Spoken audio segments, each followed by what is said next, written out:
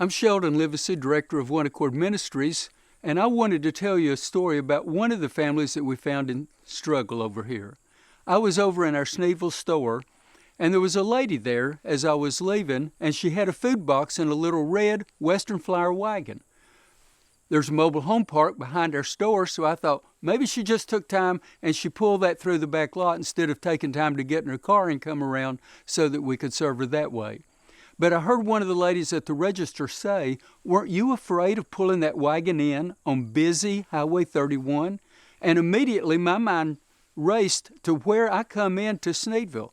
It's a straight road, but people that work out of the county drive way too fast on that road, and there's no shoulders. You go straight up a mountain on one side, there's a guardrail, and you go straight down to the river on the other side.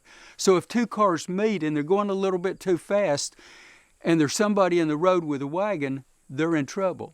But what I heard this lady say was this: "If it weren't for you people, my little 3 children wouldn't have anything to eat tonight." Well, we hear things like that. But I didn't want her walking home that way on that busy road, so we had our ministry van. I had my son with me. We loaded her up in that van and loaded that little wagon and that food box, and I took her home. That lady had walked 4.5 miles to get into town to get that food box. We pulled up a little rural road into her yard.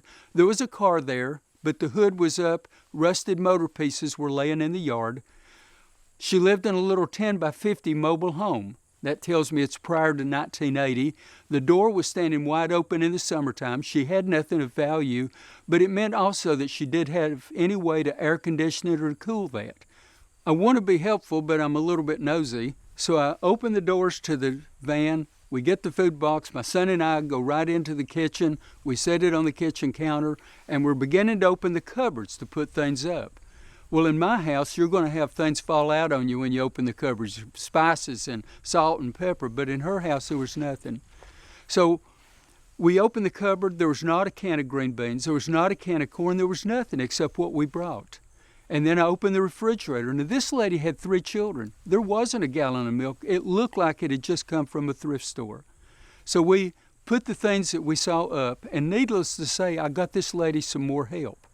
But I need folks out there to understand that life is real, and struggles are real right here in Appalachia.